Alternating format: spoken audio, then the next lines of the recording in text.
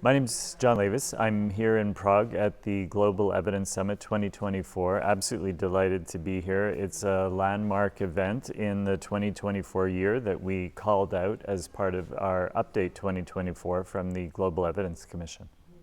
Update 2024 from the Global Evidence Commission singled out a number of events in 2024 where we anticipated there may be breakthrough opportunities. And Global Evidence Summit 2024 looks like it's proving to be one of those breakthrough opportunities, which I'm absolutely thrilled by. And the reason is that we're just seeing this incredible commitment to collaboration across the leading groups in the evidence space. They want to work together.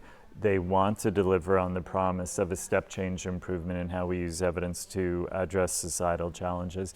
And they're really interested in doing things differently, and doing things differently in a collaborative way, and putting equity at the center of all we do. So every step is meant to open the tent to more and more of the diverse communities that we need to be able to serve. And the group is talking very tangibly about, let's agree on some principles. So we're absolutely clear why we're going to be doing this collaborative work together. Then let's move on to the what. What needs to be done in the short term, medium term, long term? What's the small stuff, the medium size, the big stuff?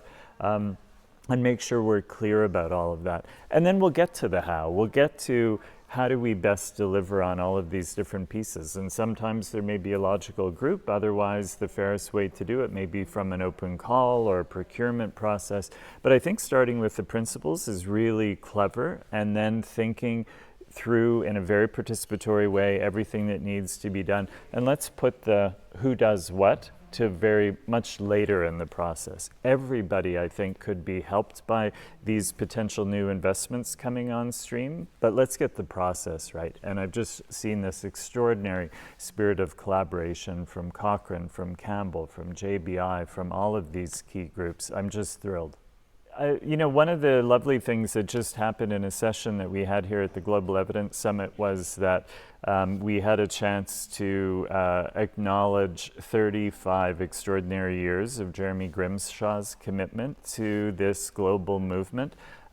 People stood up and gave him a standing ovation, and it was just absolutely lovely to see. I think many people are still in shock that Jeremy will not be as present as he has been over all these years, and people were noting with the selflessness and the commitment that he has brought to nurturing this community, and it's changed many, many people's lives, and his willingness to put his political and social capital on the line to make this new vision a reality has been absolutely essential to the progress that's been made. So it was really lovely to see a room full of people stand up and to give him a standing ovation to celebrate his extraordinary commitments over these last 35 years. The what I call the four-country commission report was issued on Monday, September the 9th, and it was released by our colleagues in the United Kingdom. One of the Global Evidence Commission's commissioners, David Halpern, was the driving force behind it, along with his colleague Dylan. And it brought together four countries, Australia, Canada, United Kingdom, United States, all of whom were starting to realize that they had a lot of shared evidence challenges, but they were solving those evidence challenges on their own.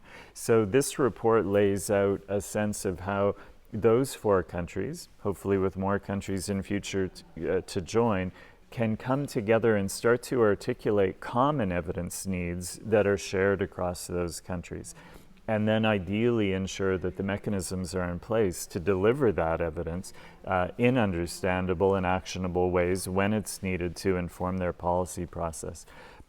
So it's a really lovely articulation of how, on the demand side, in this case government policymakers, can start to come together and say, we're all grappling with a lot of similar challenges. We all need the same evidence. Right now, no one is pulling it together in a systematic and transparent way. No one is keeping it up to date. Australia may need it in 1 month. Canada may need it in 18 months. let's make sure that we have these suites of living evidence syntheses present when we need them, but let's also make sure that we have better evaluations of our policies and programs, both because as individual undertakings, they will inform our work, but when embedded in evidence syntheses, they will paint a more fulsome picture of what works for whom and under what conditions. So again, another major development in this space, 4 countries coming together saying we need more evidence. Our evidence needs are often shared. We really want to see people starting to come to the table with a more joined up effort of getting us that evidence when we need it.